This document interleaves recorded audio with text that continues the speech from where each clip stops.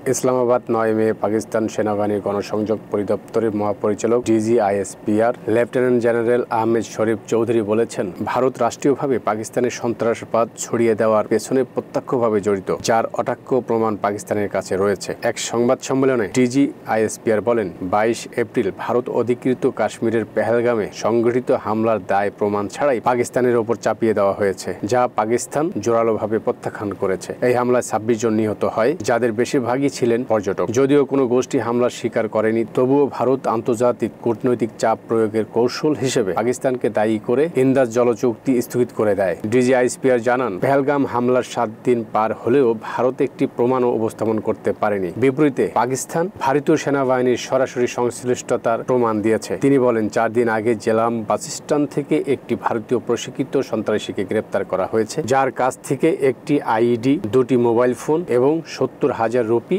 উদ্ধার করা হয়। পরবর্তীতে তার বাড়ি থেকে একটি ভারতীয় ড্রোন এবং আরও ১০ লাখ রুপি পাওয়া যায়। এই তথ্যের ফরেনসিক বিশ্লেষণ নিরপেক্ষ সংস্থার মাধ্যমে যাচাইযোগ্য এবং আন্তর্জাতিক মানদণ্ডে অটাক্ষ প্রমাণ হিসেবে বিবেচিত হবে বলেও দাবি করেন তিনি আরও জানান, এই নাশকতার পরিকল্পনায় জড়িত ছিল ভারতীয় সেনাবাহিনীর কয়েকজন কর্মকর্তা, মেজর সন্দীপ ভার্মা, প্রধান হ্যান্ডলার সুবেদার সুখবিন্দর, হাবিলদার অমিত এবং আরও একজন অজ্ঞাত সেনা সদস্য। ডিজিআইএসপিআর বলেন, এসব হামলায় ব্যবহৃত বিস্ফোরক সরঞ্জাম ড্রোনের মাধ্যমে পাকিস্তানে পাঠানো হয় এবং সন্ত্রাসী আব্দুল মজিদের মাধ্যমে ৪টি বিস্ফোরণ ঘটানো হয়, যার একটি পেহেলগাম ঘটনার পরপরই সংঘটিত হয়। তিনি দাবি করেন, এটি কেবল ভারতের গোয়েন্দা সংস্থা রয়ের কাজ নয়, বরং ভারতীয় সেনাবাহিনী রাষ্ট্রীয়ভাবে এর পেছনে জড়িত।